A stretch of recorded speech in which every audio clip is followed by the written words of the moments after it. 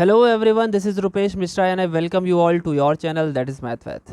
देखिए, DDU university के दोनों पेपर 6 सेमेस्टर के हो चुके हैं। एक कल हुआ था जो कि मेट्रिक स्पेस और कॉम्प्लेक्स एनालिसिस का था, और एक आज हुआ है जो कि न्यूमेरिकल एनालिसिस और ऑपरेशन रिसर्च का था। तो मैं आज लास्ट पेपर था, तो मैंने आपको बोला था दोनों की दोनों आपको आंसर की प्रोवाइड की जाएगी। तो पहली आंसर की आपके सामने, बल्कि दोनों की दोनों आंसर की अभी 1 से 2 घंटे के अंदर आपको प्रोवाइडेड होगी। आज डेट है आपकी 14 ऑफ मई 24, ठीक है, और टाइमिंग है रात के लगभग 8 बज रहे हैं। तो फिलहाल ये देखिए, क्वेश्चन पेपर तो भाई बना तो अच्छा था ये, ठीक है। अब किसी को अगर ये इजी लग रहा हो तो वो हमसे बात कर सकता है। मैं उससे थोड़ा सा कुछ क्वेश्चंस के सॉल्यूशंस पूछ लूँ। इसे नो डाउट अच्छे से क्रिएट करने में मुझे टाइम लगा ज़रूर, लगभग 2 घंटे का, ठीक है।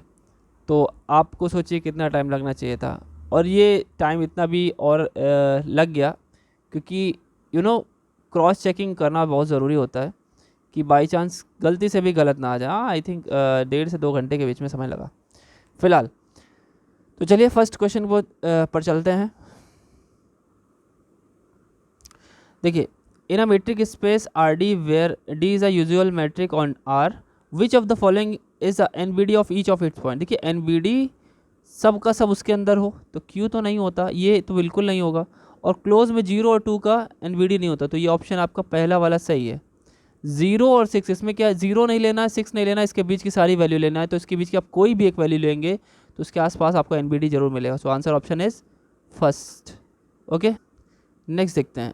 नेक्स्ट क्या है, let X D be the metric space A be a subset of X that if X belongs to A. देखिए, अगर किसी एलिमेंट की सेट से डिस्टेंस निकालनी हो और वो एलिमेंट उसी सेट के अंदर हो, तो वो डिस्टेंस कम से कम होती है। तो कम से कम डिस्टेंस, दो एलिमेंट जब सेम होते हैं तो उनकी वैल्यू 0 ही होती है। तो डिस्टेंस हमारी यहाँ पे 0, एब्सोल्युटली राइट। नेक्स्ट देखिए, ये तो कराया हुआ क्वेश्चन है, मेरी थ्योरी में ही कराया गया था। Mod of X square minus Y square, ये स्यूडोमेट्रिक होता है, ठीक है, मेट्रिक स्पेस नहीं होता।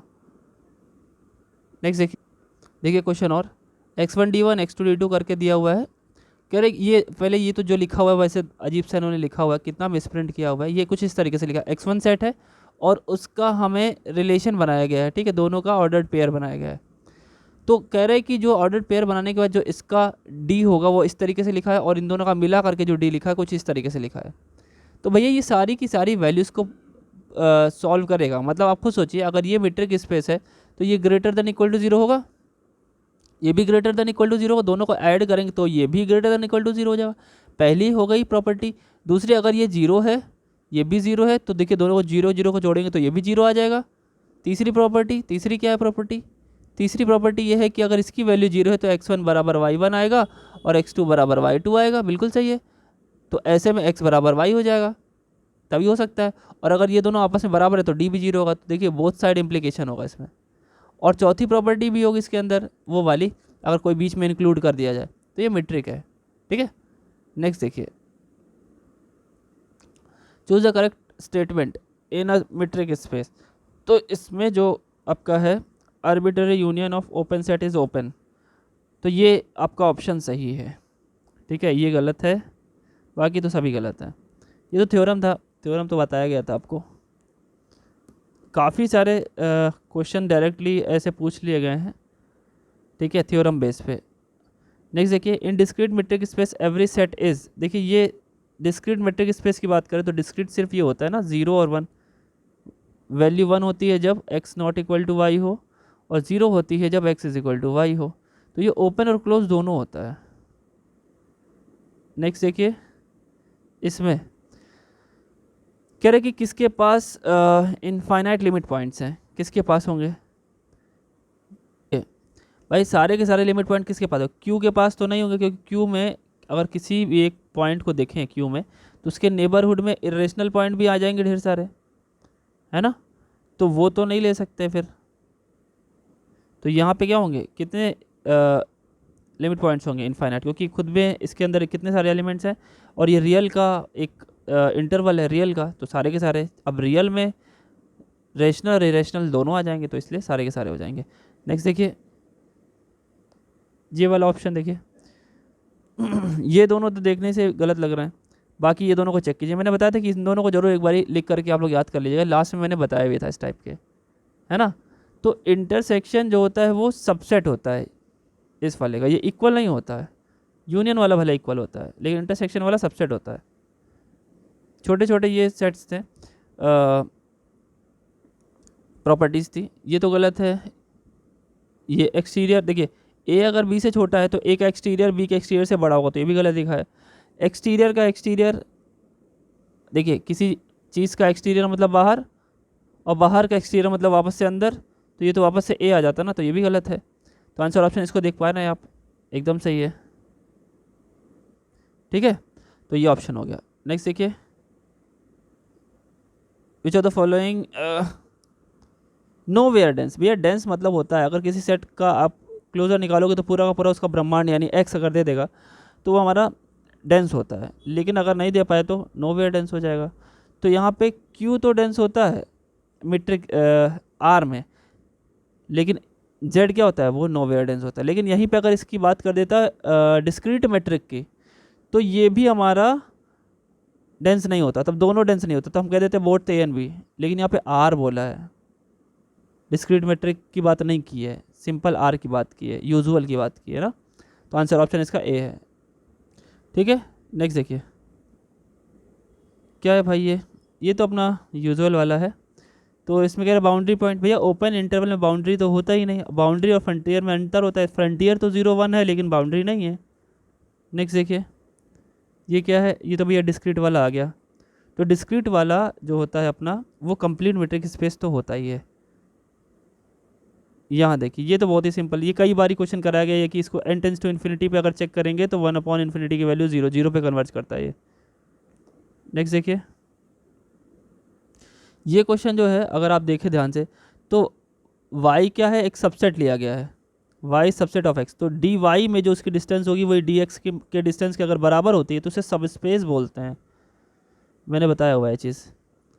उसके बाद यहाँ विच ऑफ द फॉलोइंग, ये एक्ट लिख रखा है इन्होंने, देखिए सेट लिखना चाहिए, सेट इज कम्पैक्ट। क्या ही किया जाए इन लोग के साथ।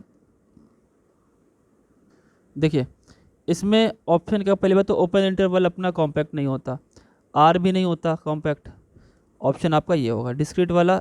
अगर discrete metric defined on infinite set, infinite set पे नहीं होता, अगर यहाँ पे फाइनाइट सेट पे डिफाइंड होता तो ये भी कॉम्पैक्ट होता, ठीक। तो इसका आंसर बी है। नेक्स्ट देखिए consider the following subsets of this. कह रहे कि ये सेपरेटेड है, नहीं सेपरेटेड है, डिस्कनेक्टेड। तो देखिए पहले सिंपल सी बात, सेपरेटेड होने के लिए अगर ये इज इक्वल टू 5 आ जाए और इंटरसेक्शन ऑफ ए और बी का ये भी 5 आना चाहिए। तो अगर आप इसको देख पा रहे हो, इसका क्लोजर निकालें तो क्या होगा, ये -∞ से 0 0 पे क्लोज हो जाएगा, सॉरी इन्फिनिटी पे ओपन रहेगा, और ये तो पहले से ही है। तो इन दोनों में कुछ कॉमन है, हाँ 0 कॉमन आ रहा है, 0 कॉमन आ रहा है, तो ये कैसे हैं, सेपरेटेड नहीं है, कनेक्टेड हो जाएंगे। नेक्स्ट देखिए ये तो देखिए ये अगर सेट टू बी होम्योमॉर्फिज्म का केस है तो 1 1 ऑन 2 कंटिन्यूस और इन्वर्स कंटिन्यूस सब सही होते हैं। यहाँ एक्स स्क्वायर है, कॉन्टिन्यूस होगा ऑलवेज, ठीक है। देखिए पॉलिनोमियल है, कॉन्टिन्यूस होगा पूरी तरीके से, ये आ जाइए। देखिए ये एक थ्योरम है जिसमें अगर फंक्शन जो है वो सेम को मैच कर जाए, मतलब एक तरीके से आइडेंटिटी फंक्शन होता है, तो ये जो हमारी थ्योरम है वो बेनेच फिक्स्ड पॉइंट थ्योरम कहलाती है। इसका स्टेटमेंट है बहुत ही सिंपल सा, मतलब ये मेन उसका पॉइंट मिलता है यहाँ पे। नेक्स्ट देखिए choose the incorrect option. Incorrect क्या है, R is connected, every line segment in R square is connected, every discrete space X D where X contains more than 1 point in connected is connected, या फिर D वाला option है every subspace E of the real line R is connected if it is an interval. तो इसमें जो आपका C point है, सी में क्या लिखा है, every discrete space X D where X contains more than 1 element 1 point is connected. क्यों, क्योंकि इस ये जो पार्ट है ये ओपन होता है, इसका एक्सटीरियर, और उसका एक्सटीरियर का एक्सटीरियर भी ओपन होता है। इसलिए यहाँ पे ये अपना क्या हो जाएगा, स्टेटमेंट सही हो जाएगा। चूज द करेक्ट स्टेटमेंट, ये भी कुछ वैसा ही है। एनी कनेक्टेड स्पेस, देखिए एनी वाला सीन जो है यहाँ पे कोई भी तो नहीं हो सकता है भाई, सबके सब नहीं हो सकते कनेक्टेड, ये गलत है। फिर यहाँ पे बोला component of X is itself discrete, दूसरा क्या बोला डिस्क्रीट स्पेस में बात कर रहे हैं कंपोनेंट, नहीं ये भी गलत है। सी में क्या है, let X D be a connected metric space then the only component of X is X itself, बिल्कुल सही है। नेक्स्ट देखिए, एक्स इज इक्वल टू 0 1 में है, ठीक है। D1 यूजुअल मेट्रिक है और D2 डिस्क्रीट मेट्रिक है। तो इसमें जो यूजुअल मेट्रिक है चाहे डिस्क्रीट मेट्रिक है, ये क्लोज इंटरवल है, इसमें दोनों के दोनों हमारे कॉम्पैक्ट होंगे। कुछ कुछ एकदम बिल्कुल फैक्ट पे बेस इन्होंने दे रखे हैं क्वेश्चन। RD के बारे में बोला usual metric, choose the correct option. RD is not compact, every close and bounded interval of real number R is, ये तो ठीक है, कॉम्पैक्ट नहीं होता है आर रियल नंबर वाला। Closed and bounded real number compact, ठीक है। थर्ड देखिए, every compact subset of real line is closed and bounded, ठीक है। अभी से सारे सही हैं यहाँ पे, ठीक है, सारे ऑप्शन इसमें सही है। नेक्स्ट देखिए, a collection G of sets to have finite intersection property if the union of member of some finite sub, देखिए सम की तो बात ही गलत हो गई फिर यहाँ पे, ये तो नहीं होगा। Union of member of each finite sub collection of G is empty, सबकी बात कर रहा है, सब भी नहीं होते। फिर क्या कह रहा है, इसकी ओरिजिनल जो डेफिनेशन है वो आपको मैं दिखाता हूँ। The intersection of members of some, यहाँ पे भी सम आ गया, भी गलत है। डी ऑप्शन देखिए, the intersection of finite sub collection of G is non empty, ये सही है। नेक्स्ट देखिए, in a complete metric space which of the following statement is correct, every convergent sequence is Cauchy, ये तो सही है, ठीक है। नेक्स्ट देखिए, ये तो यहाँ पे सी को ही अजीब टाइप से लिख रखा है, ऐसे बना देते हैं इन्होंने, ऐसे बना दिया, नोटेशन ही नहीं है इनके पास। कह रहा है F Z is equal to Z square दे रखा है और इसको ऐसे सॉल्व कर रखा है, तो कुछ करना नहीं है इसमें, यू और वी पूछ रहा है, तो जेड की वैल्यू रख दो एक्स प्लस आई वाई और होल स्क्वायर कर दो, तो A square plus B square plus 2ab, तो ए स्क्वायर हो जाएगा एक्स स्क्वायर, बी स्क्वायर हो जाएगा आई स्क्वायर, वाई स्क्वायर तो माइनस वाई स्क्वायर, ये यू हो गया, और प्लस 2ab यानी आई इंटू 2xy। अगर आप देख पा रहे होंगे ऑप्शन यही वाला मैच कर रहा है, लेकिन इन्होंने जेड लिख रखा है, जबकि ये जेड ने 2 है, ऑप्शन ए सही है, ध्यान रखिएगा 2 है, मिसप्रिंट इन्होंने खुद कर रखा है, वो इनकी आदत है। देखिए ये तो अपना सी आर इक्वेशन है, दिख रहा होगा आपको, ये सेकंड वाला ऑप्शन जो U X is equal to V Y और U Y is equal to minus V X, ये तो सिंपल है।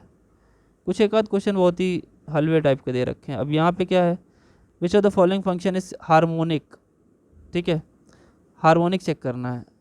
तो हार्मोनिक के लिए आपको याद होना चाहिए, आपको याद होगा भी मेरे ख्याल से, जो आइलर इक्वेशन है वो सॉल्व होनी चाहिए, मतलब वो आना चाहिए, मतलब 2 बार differentiation with respect to X plus 2 बार differentiation with respect to Y is equal to 0 आना चाहिए। तो जरा करके देखते हैं। तो यहाँ पे अगर आप इसको देख पा रहे होंगे, इसको देख लीजिए, विद रिस्पेक्ट टू 2 बार करेंगे तो यहाँ से एक बार करेंगे 2x, 2 बार करेंगे तो 2 आ जाएगा, -2 आ जाएगा तो 0 आ जाएगा, ये ऑप्शन आपका सी सही है। नेक्स्ट देखिए, यहाँ पे ये क्या, F Z is equal to Z bar, कह रहे कि डिफाइन अ फंक्शन, ठीक है, then the function F is analytic at each point. Z bar है तो जेड बार को हम क्या लिखेंगे, एक्स माइनस आई वाई, ठीक है, ये अपना पार्ट हो गया यू, और माइनस वाई को देख लें तो वी हो जाएगा, तो u का x के रिस्पेक्ट में कितना आएगा 1 और v का y के रिस्पेक्ट में कितना आएगा -1। तो क्या ये दोनों इक्वल हैं, नहीं इक्वल हैं। सी आर इक्वेशन की पहली इक्वेशन ही सेटिस्फाई नहीं करे तो ये एनालिटिक होगा क्या, नहीं, ये पहला ऑप्शन गलत है। दूसरा क्या है, z बार प्लस 1, ये तो लीनियर फंक्शन है z प्लस आई वाई, ये कॉन्टिन्यूस होता है बिल्कुल, ऑप्शन 2 इज ऑल सही है, it's absolutely right. Question number 30 देखिए, साइन z बार, साइन z बार मतलब x माइनस आई वाई, इसे बोला 3 पाई पे डिफरेंशिएबल, z इज टू पाई पर एनालिटिक, f इज डिफरेंशिएबल। अब देखिए डिफरेंशिएबल, ये कर्व तो फिलहाल ऐसे ही जाता है, तो ऐसा कोई शार्प एज या इन्फिनिटी पे तो जा नहीं रहा है, तो डिफरेंशिएबिलिटी बहुत ज़्यादा, ऐसा सोचने की जरूरत नहीं कि 3 पाई पे या पाई पे। तो देखिए यहाँ पे ऑप्शन जो सी आप देख पा रहे होंगे, डिफरेंशिएबल तो है लेकिन एनालिटिक नहीं है पाई पे, ठीक है, पाई पर क्या होती है वैल्यू 0 देगा, तो एनालिटिक नहीं होगा। ठीक है, क्योंकि उसके आसपास वो जीरो नहीं दे पाएगा। ठीक है, तो ऑप्शन इसका सी वाला सही कर लीजिए। डी देखिए, डी में तो सिंपल सा दिया हुआ है, फॉर्मूला ही है, तो एफ डैश जेड। देखिए वैसे एफ जेड क्या होता है, एफ जेड होता है अपना u प्लस आई वी। ठीक, अब अगर आप इसका डिफ्रेंशिएशन करेंगे एफ डैश जेड, तो थोड़ी देर के लिए अगर आप इसे x के रिस्पेक्ट में करें तो U X plus I V X हो जाएगा। वी एक्स को अगर आप चेंज करना चाहें तो क्या लिखेंगे, वी एक्स है तो माइनस यू वाई हो जाएगा। ठीक, अब आप दोनों इसका मॉड ले लीजिए, क्योंकि मॉड भी तो चाहिए था, मॉड भी चाहिए और स्क्वायर भी चाहिए, तो मॉड करेंगे तो रूट लग जाएगा और स्क्वायर करेंगे तो रूट भी हट जाएगा। तो मिलेगा क्या जा करके, मिलेगा यू एक्स का स्क्वायर प्लस यू वाई का स्क्वायर। ठीक, अब देखिए ऐसा कुछ मैच कर रहा है क्या, ऐसा यहाँ तो मैच नहीं कर, एक मिनट मैं अब सारे ऑप्शन दिखा दे रहा हूँ आपको। देखिए ऑप्शन तो देखिए, तो U X square plus U Y square, हम एक काम करते हैं, एक को इसको चेंज कर लेते हैं, यू वाई की जगह क्या वी एक्स लिख सकते हैं, माइनस वी एक्स लिखेंगे, उसका स्क्वायर लगाएंगे तो स्क्वायर पॉजिटिव कर देगा। तो अगर आप देख पा रहे होंगे तो ये ऑप्शन यहाँ पे मैच कर रहा है, सी वाला। नेक्स्ट देखिए, ई पावर जेड इंटायर फंक्शन की बात तो देख लीजिए, ई पावर जेड हो, साइन जेड हो, चाहे कॉस जेड हो, ये तीनों के तीनों इंटायर फंक्शन होते हैं। तो यहाँ पे देखिए कॉस जेड के बारे में लिखा, तो दोनों के दोनों सही हैं, दोनों के दोनों इंटायर फंक्शन है। साइन जेड होता तो वो भी होता। अब देखिए Z1 और Z2 कह रहे दोनों में प्रिंसिपल आर्ग्यूमेंट निकाला, मतलब थीटा की सबसे पहली वैल्यू जब एंटी क्लॉकवाइज आप घूमते हैं तो इस कॉम्प्लेक्स नंबर को पकड़ें और वो एंगल निकालना है। तो यहाँ पे जो पहला एंगल थीटा 1 निकलेगा वो वाई अपॉन एक्स होता है, टेन इनवर्स लगा दीजिए। तो ये तो सिंपल पॉजिटिव फर्स्ट क्वाड्रेंट में तो पाई/4 ही आएगा, और 2 + 2i वो भी 2/2, वो भी 1 ही आएगा, वो भी पाई/4 आएगा। जब दोनों को ऐड करेंगे आप, थीटा 1 प्लस थीटा 2 ऐड करिए, पाई/4 प्लस पाई/4 कितना आया, 2 पाई/4 है ना। तो 2 पाई/4 लिख लीजिए, या पाई/2, हम 2 पाई/4 ही रखते हैं। चलिए देखिए आपने जोड़ा तो इसकी वैल्यू 0 से तो बड़ी आएगी, लेकिन ये 2 पाई/4 पढ़ किस में रहा है, किस आंसर में पढ़ रहा है, इसमें इसमें इसमें इसमें।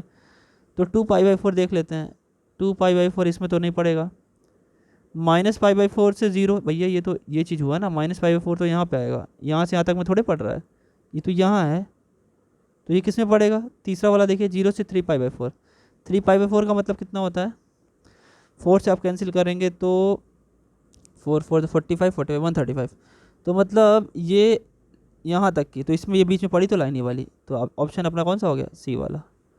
नेक्स्ट देखिए, ये बहुत ही सिंपल सी लिमिट थी, अगर आप देखिए z=i रखेंगे तो 0/0 फॉर्म बन जाएगी, तो बचाने के लिए क्या करना चाहिए, वो फैक्टर काट दीजिए जिसकी वजह से दिक्कत हो रही है। अगर आप देख रहे हो ऊपर z² + 1 है, तो z² + 1 को क्या हम z + i और z - i नहीं लिख सकते, बिल्कुल लिख सकते हैं। बाकी ब्रैकेट में ये जो यहाँ पे ब्रैकेट वाला है इसको यहाँ पे लिख दीजिए, और नीचे z - i, से z - i कैंसिल हो जाएगा। अब z की वैल्यू i जैसे आप रखोगे तो यहाँ 2i हो जाएगा, और ब्रैकेट के अंदर i² -1 प्लस 2i और +1, तो ये कट जाएगा, 2i × 2i कितना हो जाएगा, 4i², और i² की वैल्यू -1 यानी -4, तो ऑप्शन आपका पहला वाला। नेक्स्ट देखिए, D1 दे रखा है, मेरी बात ध्यान सुनिए, D1 का जो डोमेन दे रखा है वो ये दे रखा है, ये सिर्फ एक सर्कल है, जो कि कैसा सर्कल है, ऐसे बनाना चाहिए मुझे डॉटेड, क्योंकि इक्वल नहीं है ना, जिसकी रेडियस 2 है। ठीक, ये सिंपली कनेक्टेड होता है। लेकिन दूसरा वाला क्या लिखा हुआ है, दूसरा वाला 3 से लेकर 4 तक लिखा हुआ है ना, मतलब 4 के बीच में, तो ये कुछ ऐसा हुआ, एक सर्कल ये है और इसके अंदर ये 3 रेडियस वाला है और ये 4 रेडियस वाला है, तो इसके बीच में, तो ये एक छल्ले जैसा हो गया। ये सिंपली कनेक्टेड नहीं है, मल्टीपली कनेक्टेड है। तो पहला वाला सिंपली कनेक्टेड है, बट दूसरा वाला सिंपली कनेक्टेड नहीं है, तो आंसर ए सही है। नेक्स्ट देखिए भाई, z/z, z मतलब क्या होता है, x - iy और अपॉन x + iy, और आप कह रहे हो z टेंडिंग टू 0, आपने जैसे x y में लिखा, तो अब ठीक है, z टेंडिंग टू 0 होगा तो x भी 0 होगा, y भी 0 होगा। अब अगर आप देख पा रहे हैं तो ये साइमल्टेनियस लिमिट बन गई। तो कोई एक बढ़िया सा पाथ m वाला चेक कर लीजिए, कैसे मिलाते हैं मैंने बताया, y और x की पावर देख लीजिए, डिनोमिनेटर में दोनों की पावर 1 1 है, तो y = mx रख लीजिए। तो यहाँ पे mx रखेंगे, यहाँ पे mx रखेंगे, सब जगह से x काट दीजिए, तो जैसे आप काटेंगे तो लिमिट क्या मिलेगी, x tending to 0 1 - m im upon 1 + im। अब देखिए m पे डिपेंड कर गया, तो एग्जिस्ट कहाँ से कर सकती है, तो एग्जिस्ट नहीं करेगी, तो पहला ऑप्शन गलत है, दूसरा ऑप्शन सही है, तो दूसरा ऑप्शन ट्रू। नेक्स्ट देखिए, consider the following statement a bounded entire function is constant. तो ये तो सही है आपका, an entire function with bounded real part is constant, ये तो पढ़ाया हुआ क्वेश्चन है ना। तो सी ऑप्शन इसका दोनों ही सही है। ठीक है, यहाँ आ जाइए, ये भी तो डायरेक्ट फॉर्मूला है। z is equal to Z naught पे अगर चेक करना होता है तो कॉची का सिंपल वाला जो फॉर्मूला था 1/2 pi I integration F Z upon Z minus Z, ये तो सीधा सीधा देखा देखा सा क्वेश्चन आ गया। यहाँ पे आ जाइए, ये क्वेश्चन ज़रा ध्यान से देखिएगा, ई पावर जेड और साइन जेड। आप पहले तो ये सोचिए, अगर आप 0 से 2 पाई, ऐसे तो इसे इंटीग्रेट करना मुश्किल है ना, क्योंकि हमें कुछ तो लिमिट चाहिए, और Z mod Z is equal to 1, ये पूरा एक सर्कल होगा 0 से 2 पाई। ठीक, तो आप इसे इंटीग्रेट करेंगे तो एक काम कर लेते हैं, क्योंकि ये लिखा हुआ है mod Z is equal to 1, तो जेड इज इक्वल टू हो जाएगा ई पावर आई थीटा। अब आपको इसमें चेंज करना पड़ेगा। ठीक, चेंज करेंगे, D Z is equal to क्या हो जाएगा, I E power I theta D theta. ठीक, इतना हम लिखेंगे सब जगह, देखिए क्या होगा फिर, 0 से 2 पाई, फिर हो गया ई power I theta plus sign E power I theta, और बाहर में डी जेड की जगह पे आई into E power I theta D theta. मेरी बात ध्यान से सुनिए, ई पावर आई थीटा को आप टी लेट करेंगे तो I E power I theta D theta is equal to D T हो जाएगा। आप इस हिसाब से अगर इसको चेंज करेंगे लिमिट को, तो ज़ीरो पे वैल्यू आ रही है 1 और 2 पाई में भी वैल्यू आ रही है 1, तो लिमिट कितनी हो जाएगी 1 से 1, तो इसका आंसर क्या हो जाएगा 0। कुछ करने की ज़रूरत नहीं है।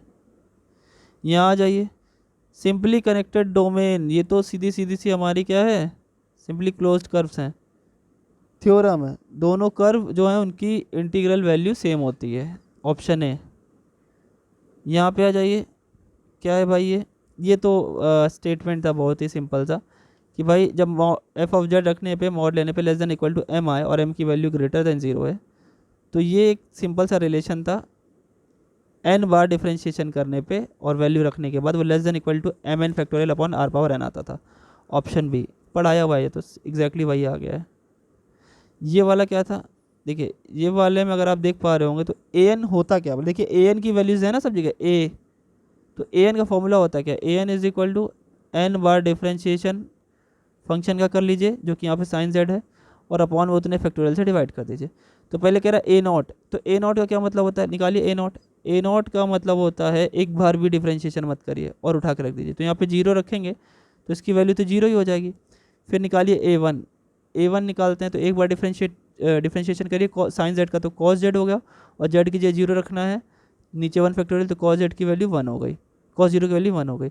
और ऐसे A3 बोला है, देखिए 6A3, अभी 6 का मल्टीप्लाई कर लेंगे, A3 निकालिए, तो A3 मतलब क्या होगा, 3 बार डिफ्रेंशिएशन, तो साइन का 3 बार डिफ्रेंशिएशन करिए, एक बार करेंगे तो कॉस आ जाएगा, दूसरी बार करेंगे माइनस साइन आ जाएगा, और तीसरी बार करेंगे तो माइनस कॉस हो जाएगा। तो माइनस कॉस 0 की वैल्यू फिर से 1, और 3 फैक्टोरियल नीचे 6 हो गया। अब वैल्यू सबके सब रख दीजिए, तो क्या हो गई 0, यहाँ पे आ गया अपना कितना आया था भाई, 1 आया था, हाँ, और ये आया था 1/6 माइनस का, 6 कटा 1 आ गया, 1 + 1 2, 2 आंसर सही है, ऑप्शन हमारा ए वाला।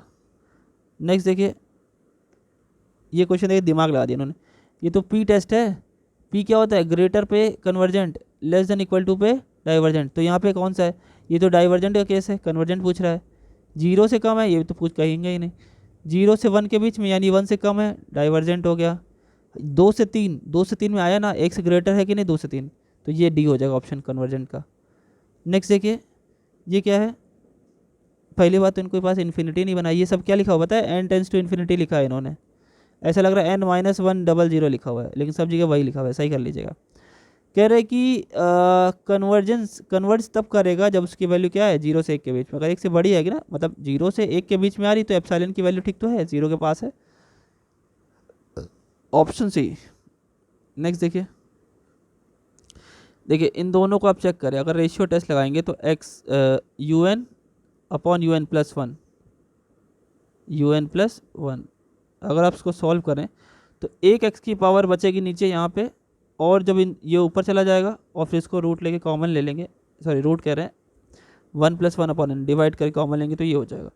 अगर हम x = 1 रख दें बच्चों, ठीक है, रखने के बाद ये क्या बचेगा, सिर्फ और सिर्फ 1 + 1/n की पावर 3। तो फिर जब हम लोग 1 रख देते हैं तो उसके बाद हम लोग क्या करते हैं, टेस्ट फिर शुरुआत में पहुंच जाते हैं। शुरुआत में अगर पहुंचे तो सबसे पहला जो टेस्ट था हमारा कॉचीज़ फंडामेंटल टेस्ट, उसमें डायरेक्टली हम लोग लिमिट रखते हैं n टेंड्स टू इन्फिनिटी। जैसे आप रखेंगे तो यहाँ पे हो जाएगा 0, तो यानी 1 आ गया, तो कुल मिला के 1 आ गया। नॉन जीरो आया ना, नॉन जीरो वाले को क्या बोलते हैं, डाइवर्जेंट बोलते हैं, तो ये ऑप्शन गलत हो गया। ठीक, ऐसे अब इसको चेक करें, ये वाले को, ये भी कुछ वैसा ही, ये पता है एग्जैक्टली वैसे ही बनेगा, 1/n होल पावर 4 और यहाँ पे 1/x² बचेगा। इसे बोले x की वैल्यू -1 रखी, तो क्या -1 होता क्या बच्चों, -1 होता है <1 ना, <1 ना। तो ये तो फिलहाल हो जाएगा 1, <1 यहाँ पे रखेंगे नीचे, तो डिवाइड करेंगे तो वो ग्रेटर देन आएगा ना, ग्रेटर देन 1 में क्या होता है, कन्वर्जेंट। तो ये ऑप्शन अपना एकदम सही, तो ओनली 2 इज़ करेक्ट। नेक्स्ट देखिए, ये क्या है, एट 0 पे रेसिड्यू चाहिए, तो भैया साइन z को, sin 1/z की ऐसे तो करवाना क्या होता है, ऐसे में हम लोग इसकी सीरीज इंक्रीज कर लेते हैं। तो 1 3 5 होगा, तो 1 3 3 फैक्टोरियल 3 और 5 मतलब 1/5 फैक्टोरियल z की पावर 5, तो प्लस डॉट डॉट। अगर हमें z = 0 पे निकालना हो तो z का मल्टीप्लाई कर देंगे, और जैसे z का मल्टीप्लाई करेंगे तो हमारा क्या होगा, ये कटते चले जाएंगे, मतलब जो हमारे कोफिशिएंट्स हैं वो कटते चले जाएंगे, जो जिसकी वजह से दिक्कत हो रही है, तो सिर्फ और सिर्फ 1 बचेगा, तो इसका रेसिड्यू जो होता है वो 1 आता है। नेक्स्ट देखिए, ये क्या है, अरे ये भी वही क्वेश्चन है यार। देखो अगर आप इन्फिनिटी रखें, लिमिट चेक करें n टेंड्स टू इन्फिनिटी पे, तो ये 1 से बड़ा है ना 2 तो ये तो इन्फिनिटी अपॉन इन्फिनिटी फॉर्म बना देगा, तो उसको हटा दीजिए जिसकी वजह से इन्फिनिटी अपॉन इन्फिनिटी बन रहा है, तो ये हुआ। और नीचे भी यही काम किया, 1 + 2/2n, तो ये कट, इसकी वजह से इन्फिनिटी मिला, तो यहाँ 0, यहाँ 0, फिर ये आ जाएगा 1, यानी नॉन जीरो है, तो ये भी डाइवर्जेंट होगा, ये कन्वर्जेंट नहीं डाइवर्जेंट होगा। आप इसको देखेंगे ना तो ये भी डाइवर्जेंट ही आएगा, तो सिर्फ ऑप्शन इसका दूसरा वाला सही है। ठीक है बात। नेक्स्ट देखिए, sin z/z, ठीक है। अरे भैया हमने बताया था ना, अगर आप कुछ ऐसा देखें सीरीज़ वाला, सीरीज़ इंक्रीज़ करिए अगर कुछ हो सके, तो साइन क्या होता है 1 3 5 z³ 3 फैक्टोरियल प्लस ऐसे करके, तो एक z ऊपर से कॉमन लेके काट दीजिए, तो ये सिंपल सा हो जाएगा। तो ये क्या हो गया, ये रिमूवेबल सिंगुलरिटी हो गई। ठीक है, ये देखिए भैया, हो देखिए दोनों रेसिड्यू निकाल लीजिए, दोनों 3, z = 2 z = 1, दोनों के दोनों इस सर्कल में पड़ रहे हैं ना, बताया हुआ क्वेश्चन है। एक बार z = 1 रखिए, z = 1 रखेंगे, देखिए रेसिड्यू कैसे निकाला जाता है, z = 1 पे तो ये वाला फैक्टर कट जाएगा, 1 रखेंगे तो माइनस आ जाएगा, और जब z = 2 रखेंगे तो 2 कट जाएगा, तो 2 यहाँ पे, तो ये +1/1 आ जाएगा, तो ये दोनों कट जाएंगे, 0 हो जाएंगे, 2πi का मल्टीप्लाई करेंगे तो भी वही आ जाएगा, आंसर ऑप्शन 0। लास्ट क्वेश्चन देखिए, ये भी कुछ वैसा ही है। देखिए दोनों के दोनों, इसने बोला है हमें रेडियस कहाँ तक की, हमारी रेडियस 4 है, रेडियस 4 है, आप बाहर घूम रहे हैं, मतलब z = 10 और 12 दोनों ही बाहर हैं। आप वैसे देखेंगे तो भी आंसर 0 आ जाएगा, और आपका मन है रेसिड्यू निकालने का, तो एक को जब काटेंगे दूसरा आएगा -1/2, दूसरे काटेंगे तो पहला आएगा 1/2, तो इसकी वैल्यू वैसे भी 0 आएगी। आई थिंक आपको ये की समझ में आई होगी। मैच करिए, जो लोग पहले से ही टेलीग्राम पे ज्वाइंट है वो मुझे बताएं कि कितना आपने मैच किया। ठीक है, पेपर सच में एक अच्छा खासा पेपर बनाया था उन्होंने, कुछ क्वेश्चन मुझे लगे कि पार चले गए होंगे आप लोग के। ठीक है, और एक बारी फिर से यही कमी देखी कि जब इन लोगों ने बनाना ही है अच्छा पेपर, तो क्यों ना जितने भी राइटर्स यहाँ पे बुक चलाते हैं या यूनिवर्सिटी फॉलो कराती है उन बुक्स को, तो वही बुक मार्केट में रहे ना जिनसे वो पेपर बना सकते हैं या बनाती हैं, या सारे राइटर्स को ये बोल दे कि आप उस लेवल की बुक लिखिए मिक्स करके, कि बच्चे अगर अलग अलग बुक से भी पढ़ें तो भी वो एक इंटायर सिलेबस को कंप्लीट करे और सबके पास वो मटेरियल उपलब्ध हो। ठीक है, फिलहाल मैच करिएगा, क्वेश्चन पेपर नो डाउट अच्छा बना है। कोई ये कहे कि इजी था तो एक बारी मुझसे बात कर ले, मैं ज़रा उससे कुछ क्वेश्चन के सॉल्यूशन ले लूँ। ठीक है, चलिए कोई बात नहीं। नेक्स्ट जो की है इसी के साथ साथ आपको तुरंत अपलोडेड मिल रही है, वो भी देख लीजिएगा। मुझे कल तक सभी लोग बताएंगे मैच करके। Okay, thank you.